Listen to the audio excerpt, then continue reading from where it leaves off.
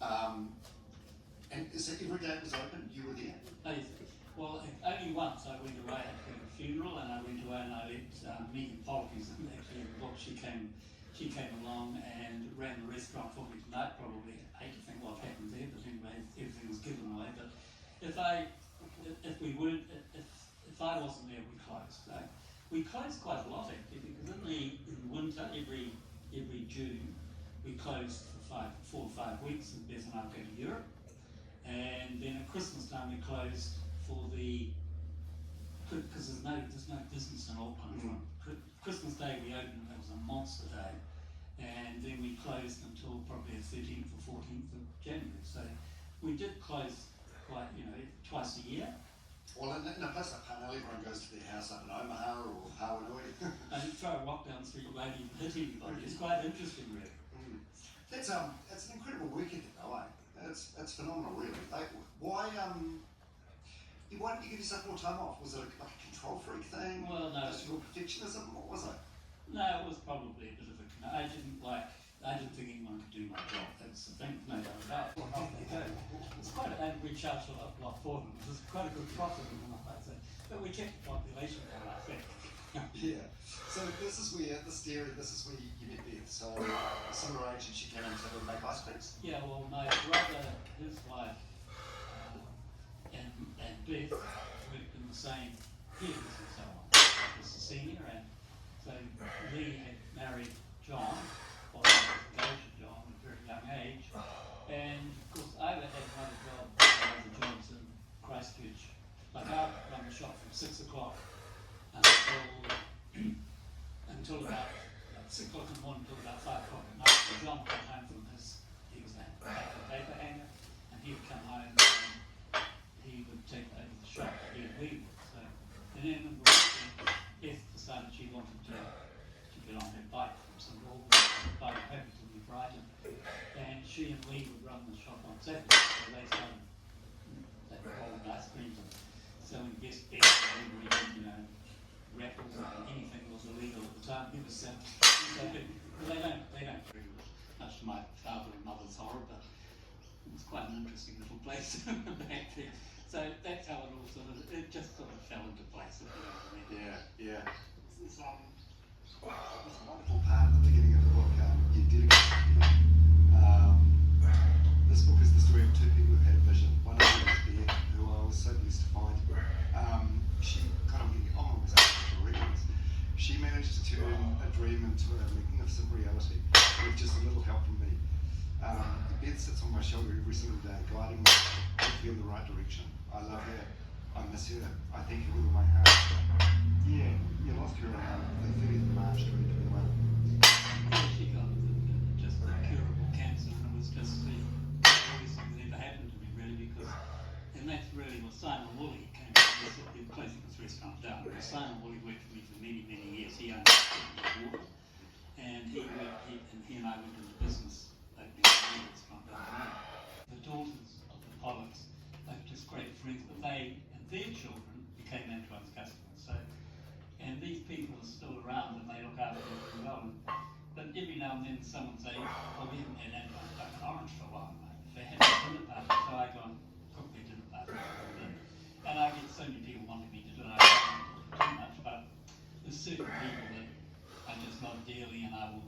They've just been so good. I mean, over COVID, there was a couple of people that we were very lucky because we had 3 separate rooms in the restaurant, and so we could separate people. You didn't have to all be together. And over COVID time, and these people, they couldn't go to Europe, which they normally do over winter. So they would come in and they would give the waiters huge amounts of money just to keep them happy, and then they would, no bills, they just put money into a bank account just to keep Antoine's going, which is, it's very important. Not many restaurants can say they have customers like that, and we became their family and they became ours. That's exactly what happened. So. Yeah, it's a tremendous amount of goodwill, isn't it? Yeah.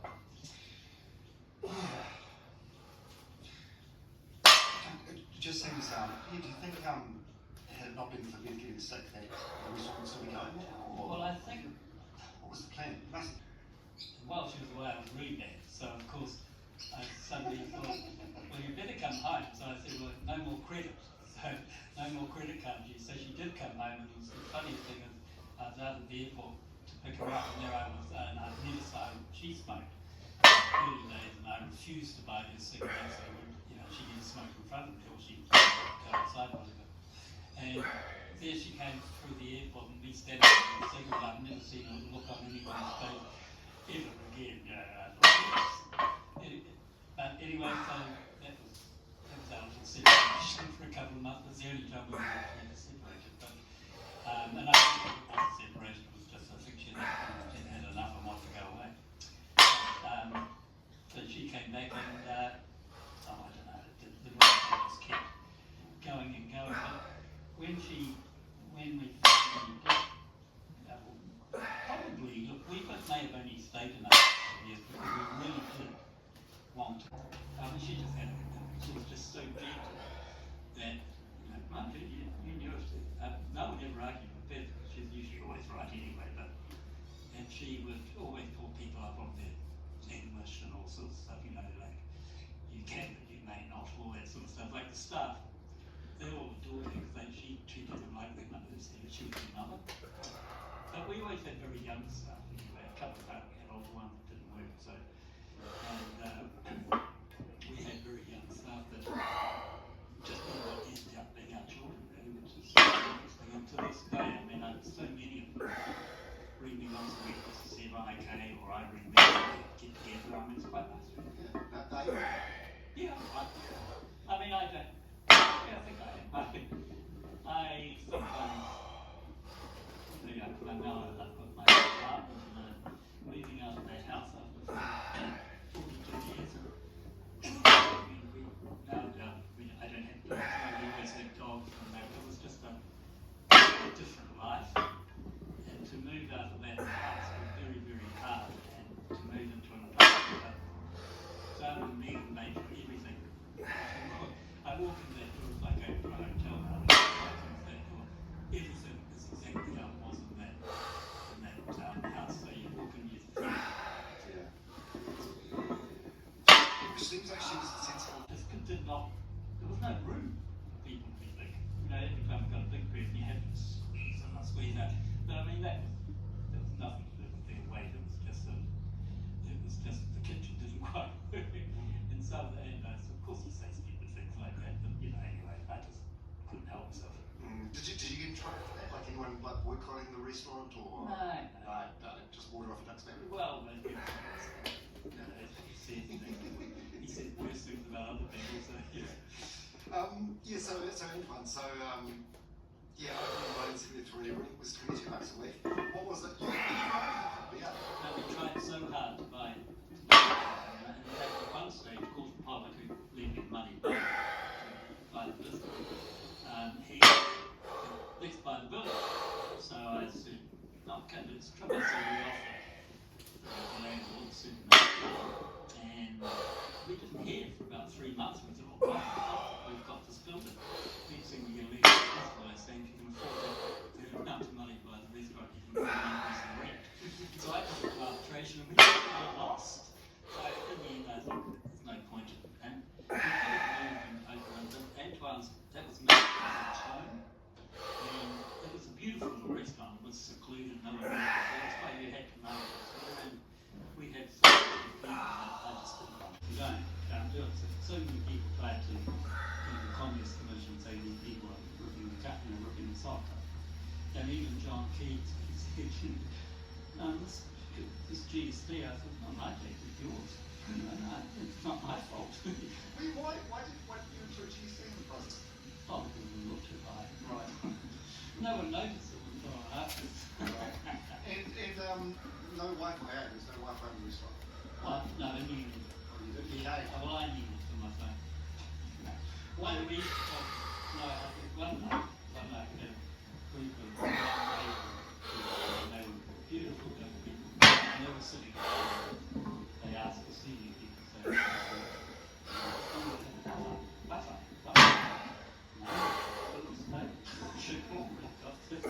sorry, no Wi-Fi, they got up to me, so they couldn't. Yeah, so who was on the band list? So she was banned. I mean, she used to, yeah. Did she ever go? Yeah, she was there. Why'd you ban her?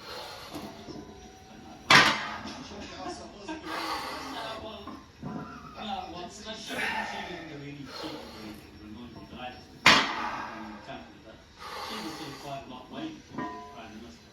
I remember when we opened this was Norman Kirk.